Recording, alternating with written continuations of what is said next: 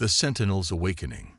The massive warship hung silently against the backdrop of Earth, its dark hull gleaming under the harsh light of the sun. The ESV Sentinel was humanity's pride, Earth's first true deep space warship. Workers in atmosphere suits swarmed around it like tiny insects, making final adjustments before its maiden voyage. The ship's sleek design belied its devastating power. Fusion drives capable of propelling it to a significant fraction of light speed, defensive shields based on experimental quantum field technology, and weapons that could vaporize small asteroids with a single shot. Captain Maya Rice stood on the observation deck of Orbital Station Alpha, her gray eyes fixed on her new command. At 38, her face showed the weathering of years spent defending Earth's colonies on Mars and Europa. Her close-cropped hair had started showing hints of silver at the temples, earned from making difficult decisions that had saved countless lives. Quite something, isn't it? Admiral Chen moved to stand beside her. The most powerful vessel humans have ever constructed. And they're giving it to me, Rice said, her voice barely above a whisper. Chen nodded. Some officials wanted someone more predictable, someone who wouldn't question orders. Rice smiled faintly. Then they selected the wrong captain. No, Chen said firmly, placing a hand on her shoulder. They chose exactly who we need. Someone who understands that exploration and defense are two sides of the same coin. 3 days later, the Sentinel detached from the orbital dock. Captain Rice sat in the command chair, feeling the subtle vibration as the fusion drives powered up to full capacity. All systems operational, Captain, reported Lieutenant Diaz from the weapons station. The particle cannon array is in standby mode. Good, Rice said. Lieutenant Okafor, take us out. Standard acceleration. The ship moved smoothly away from Earth, heading toward the outer solar system for its shakedown cruise. None of them knew they were being watched. In the darkness beyond Pluto, hidden by technology far beyond human understanding, a small monitoring post tracked the Sentinel's trajectory. The station belonged to the Xelarian Empire, a vast coalition of alien species that had been observing Earth for centuries. The Watcher, a tall, elongated being named Observer Krell, felt immediate alarm as his instruments detected the Sentinel's power signature. Impossible, he muttered to himself, his 4 eyes blinking in sequence. They cannot have developed quantum field technology already. He sent an urgent message to the Empire. The message traveled through subspace, creating a ripple that wouldn't have been noticed if the Sentinel hadn't performed an unexpected course correction during a routine systems check. The ripple struck the Sentinel's sensors. Captain, we're detecting unusual energy readings, said Science Officer Park, her fingers dancing across her console. I've never seen anything like this. Rice frowned. Source. It seems to be coming from beyond Pluto's orbit, Park replied. Wait. Her eyes widened. Something just activated a cloaking field. Something big. On the Xelarian observation post, alarms blared. Detection event. The humans have sensed our presence. Back on Earth, people celebrated their achievement, unaware of what had just happened in distant space. The High Command of the Xelarian Empire received the observer's report and made a swift decision. Dispatch the containment fleet, ordered High Commander Zelvax, his crystalline exoskeleton glinting under the council chamber lights. These humans have become a problem much sooner than predicted. The Sentinel continued its journey unaware it had just altered humanity's future forever. Captain, long-range sensors are picking up multiple objects approaching from the outer system. Lieutenant Park reported, her voice tense. They're moving fast, faster than anything we've ever recorded. Captain Rice moved quickly to the sensor station. The Sentinel had been running drills for 3 days when the alert came. 2 smaller Earth vessels, the Defender and the Horizon, had joined them as escorts. How many? She asked. 7 large vessels, Captain, and they're not answering our hails. Rice straightened her uniform. Battle stations. Power up defensive systems, but keep weapons offline. We don't want to appear hostile. Red lights flashed as crew members rushed to their positions. The ship hummed as shields activated. The alien ships appeared suddenly, as if stepping out of nowhere. Their vessels were smooth and silver, shaped like arrowheads, each 3 times the size of the Sentinel. "They're hailing us now," Communications Officer Tenzin announced. On screen, Rise ordered, taking a deep breath. The screen showed a tall, crystalline being with 4 eyes arranged in a diamond pattern. Its mouth was a thin line on an otherwise featureless face. "I am High Commander Zelvax of the Solarian Empire," it said in perfect English. "Your species has violated containment protocols by developing technologies beyond your authorized level." Rise frowned. "Authorized? We've never had contact with your people before." The alien's upper eyes blinked. "Contact is not required for classification and containment. Humanity has been designated a Class 3 potentially disruptive primitive species. You were to remain confined to your solar system until proper evaluation." "We are a sovereign species," Rise replied firmly. "We don't answer to authorities we've never met." "Irrelevant," Zelvax stated. "Your options are simple. Destroy your interstellar technology and return to Earth under Empire supervision, or face extinction. You have 1 Earth hour to comply." The screen went dark. "Captain," Tactical Officer Santos said urgently, "2 of their ships are moving toward our escorts." Before Rais could respond, beams of emerald energy shot from the alien vessels. The Defender and Horizon went dark immediately, their systems completely disabled. "Casualties?" Rais demanded. "None, Captain, but both ships are powerless. Life support only." Rais's mind raced. The Sentinel's main weapon, the particle cannon array, was untested in actual combat. They couldn't fight 7 advanced ships, but surrender meant Earth's freedom would end. "Communications down, Captain," Tenzin reported. "They're blocking all signals to Earth." Rais made her decision. "Lieutenant Okafor, plot a course through the Kuiper Belt. Maximum speed." "You're retreating?" Santos asked, surprised. "No," Rais said firmly. "I'm buying us time. We need to learn their weaknesses." As the Sentinel turned and accelerated away, Rais watched the alien ships on the tactical display. They followed, but not as quickly as they could have. "Interesting," she murmured. "They're holding back." From his command ship, High Commander Zelvax watched the human vessel flee. "Predictable cowardice," he told his officers. "Pursue them, but conserve energy. Their primitive ship will exhaust itself soon." What the commander didn't notice was the faint energy signature his ships left behind, a pattern that Captain Rais had already ordered the science team to analyze for weaknesses. Chaos erupted in the United Earth Defense Council chamber. The emergency message from the disabled Defender had reached Earth, carrying news of the alien ultimatum. "We should surrender immediately," shouted General Williams, pounding his fist on the table. "You've seen their technology. They disabled 2 ships without even trying." Admiral Chen shook her head firmly. "Surrender means the end of human freedom. We must fight." "With what?" Williams demanded. "Their ships make ours look like toys." Dr. Aisha Rahman, the quiet scientist who had designed the Sentinel's main weapon system, finally spoke up. "Maybe not. The particle cannon technology is more powerful than you realize." All eyes turned to her. "How powerful?" President Garcia asked. Rahman rubbed her tired eyes. She hadn't slept since hearing about the alien arrival. "The technology doesn't just destroy, it can disrupt the quantum structure of matter itself." Meanwhile, deep in the Kuiper Belt, the Sentinel weaved through frozen planetoids and ancient ice formations. Captain Rais stood at the tactical display, watching the pursuing Solarian ships. "They're following in a standard pattern," she observed. "Not very creative." Science Officer Park approached with a datapad.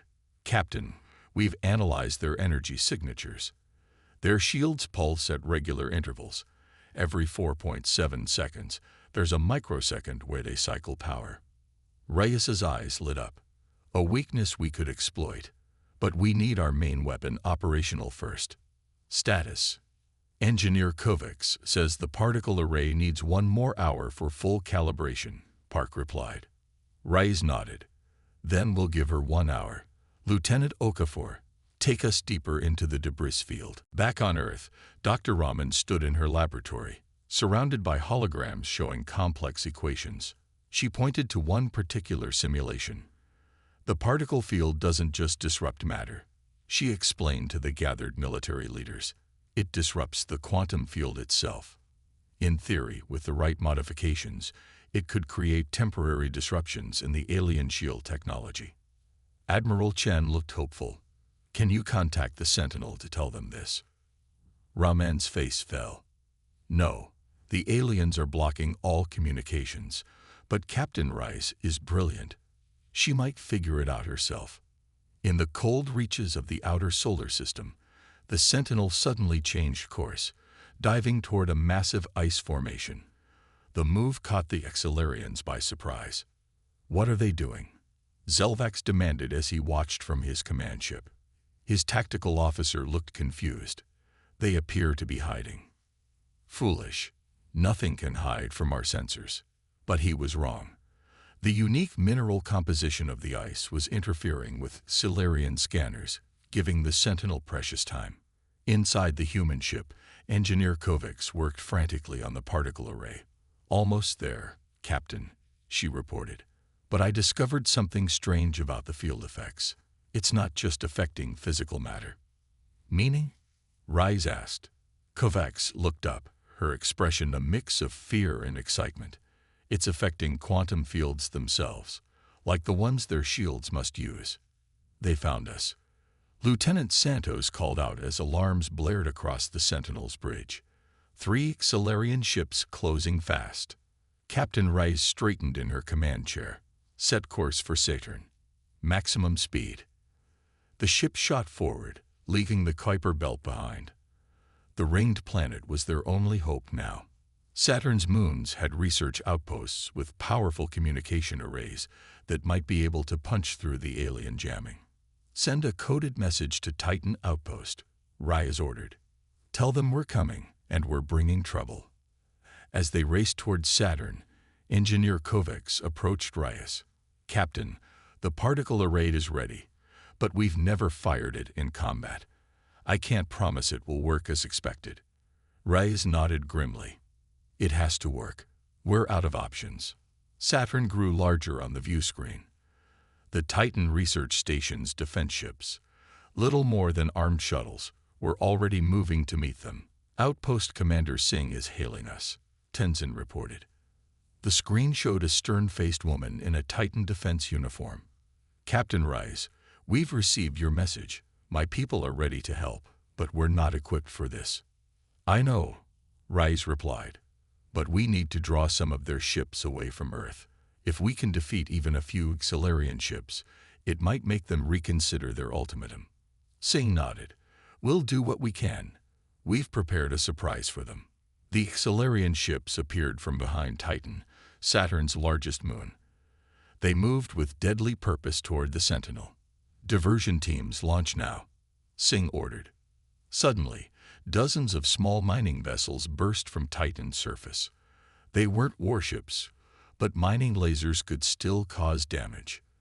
The miners piloted their ships directly at the Xelarian vessels, confusing their targeting systems.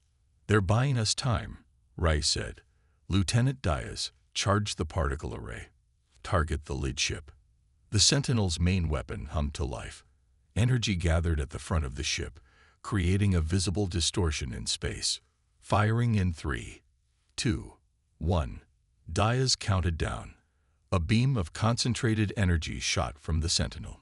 It struck the lead Silarian ship just as its shield cycled, hitting in that microsecond of vulnerability. The effect was immediate and devastating. The ship's shields collapsed entirely, and its hull cracked as the particle beam disrupted the quantum bonds holding its materials together. It worked, cheered Santos. Target the second ship. The second shot hit its target. Another Xelarian ship imploded as critical systems failed simultaneously. The third alien vessel turned to retreat, but the particle beam caught its engine section. The ship spun out of control, crashing into one of Saturn's smaller moons. But victory came at a cost. The Sentinel's power core flickered, and alarms sounded throughout the ship. Power levels critical, Engineer Kovacs reported. The weapon drained more energy than expected. We can't fire again without a full recharge. On the view screen, Titan outposts celebrated, but their joy was short-lived. Captain, Park said, her voice breaking, 6 more Xelarian ships have entered Saturn's orbit.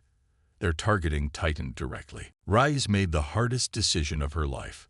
We can't help them now. Set course for Jupiter. We need to repair our power core. As the Sentinel limped away, the crew watched in horror as the Xelarian ships began their attack on Titan. The outpost's brave defense had bought Earth time, but at a terrible price. Stars of defiance. The Sentinel drifted silently in Jupiter's thick atmosphere. The giant planet's swirling clouds and powerful magnetic storms hid the ship from sensors. Inside, the crew worked desperately to repair the damaged power core. Captain Rice sat alone in her quarters, watching recorded messages from Titan Outpost before the attack. Commander Singh's final transmission played on her screen. The outpost is lost, Captain, but we're not giving up. Some of us will hide in the deep mines. We'll fight from the shadows. And we've learned something important about the Xelarian ships. The message cut off there. Rise had watched it 20 times, looking for clues. She felt the weight of Titan's sacrifice on her shoulders. A knock at her door interrupted her thoughts. Lieutenant Park entered with a datapad. Captain, we've analyzed the Xelarian communications during the battle, she said. They use a quantum entanglement system like a hive mind. Each ship shares targeting data with all others instantly. Rice sat up straighter. That's why they're so coordinated. Can we disrupt it? Maybe, Park replied. But we'd need a powerful quantum pulse generator. Meanwhile, on Earth, Dr. Raman worked in an underground lab. The Xelarians had established a blockade around the planet, shooting down any ship that tried to leave orbit. Global leaders argued about surrender while Raman and her team worked on a solution. The quantum disruption pulse is almost ready, her assistant Dr. Khatri reported. But how will we get it to the Sentinel? Raman looked at their creation, a device that could disrupt the Xelarians' hive mind network temporarily. We don't need to.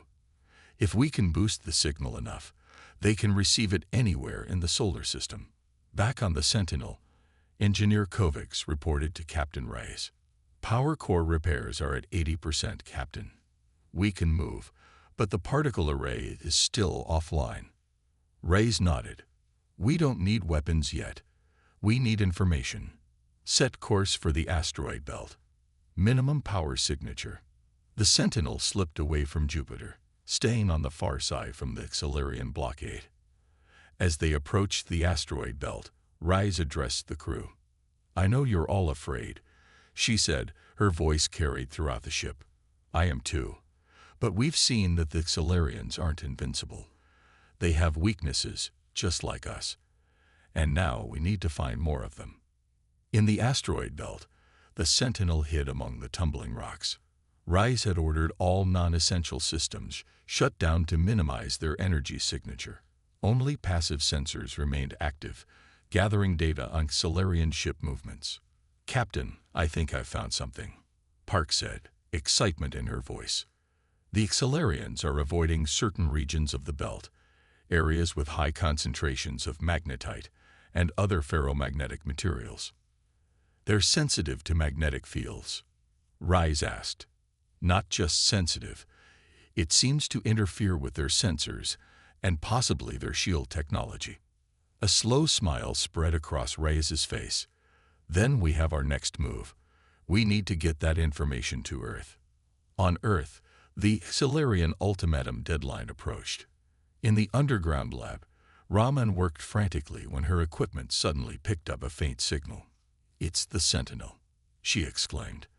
They're transmitting on a modulated magnetic frequency. The Xelarians can't detect it. The message contained crucial information about Solarian weaknesses. Raman immediately took it to Admiral Chen. "We need to build magnetic disruptors," she explained, "and we need to distribute them to every defense ship we have left." Chen nodded. "How long?" 48 hours. Maybe less. The Solarians have given us 12. Raman's face hardened. Then we need a distraction. In the asteroid belt, the Sentinel had completed preparations for their bold plan. They had loaded their shuttle bay with asteroids rich in magnetite.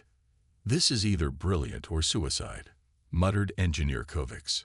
"Sometimes they're the same thing," Rice replied. "Power up the engines. Set course for Earth." The Sentinel burst from the asteroid belt at full speed, heading directly toward the Solarian blockade. Almost immediately, alien ships moved to intercept. 3 Solarian vessels on approach, Santos reported. "Their weapons are charging." "Hold course," Rise ordered. "Prepare the magnetic mines." As the Solarian ships closed in, the Sentinel launched dozens of modified mining drones, each carrying chunks of magnetite towards the alien vessels. The effect was immediate. The Solarian ship's shields flickered, and their precise formation faltered. "Now," Rice shouted, "full power to the particle array." The Sentinel's main weapon fired 3 times in rapid succession. Each shot struck a Solarian ship at its weak point, where the magnetic interference had disrupted their shields. 2 ships exploded outright. The third drifted powerless. On Earth, Raman saw the battle unfolding on long-range sensors. "They're giving us our distraction," she said to Admiral Chen. "We need to launch now." Chen nodded grimly. "All defense forces, deploy with magnetic disruptors. Target the blockade ships." Earth's remaining defenses, a hodgepodge of military vessels, converted civilian ships, and orbital platforms, moved against the Solarian blockade. Each was equipped with Raman's magnetic disruptors. The Sentinel continued its charge toward Earth, drawing more Solarian ships away from the blockade. Their particle array fired again and again, targeting the magnetically disrupted weak points in the alien shields. "Power core at critical levels," Kovacs warned. "One more shot and we'll lose propulsion." "Make it count," Reyes ordered. "Target their command ship." The Sentinel's final shot struck the Solarian flagship as Earth's forces engaged the remainder of the blockade. The magnetic disruptors worked perfectly. The alien ship's coordinated defense fell apart as their quantum entanglement communication system failed. In his damaged flagship, High Commander Zelvax watched in disbelief as human vessels broke through his blockade, using crude magnetic technology to disrupt his most advanced systems. "Impossible," he whispered. "They're primitive. They can't have adapted so quickly." His tactical officer approached cautiously. "Commander, we're receiving a transmission from the human vessel." On screen, Captain Rice stood defiantly on her bridge, despite the damage around her. "High Commander Zelvax," she said, her voice steady. "I believe it's time we renegotiated humanity's classification." Zelvax's 4 eyes blinked in sequence.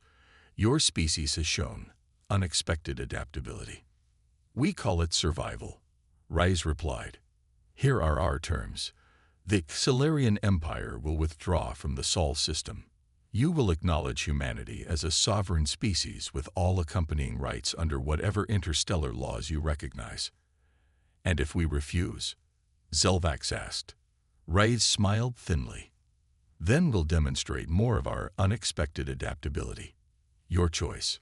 12 hours later, the United Earth Defense Council met again, this time with a holographic projection of High Commander Zelvax present. The terms were simple. The Solarians would withdraw but would establish an embassy on Earth.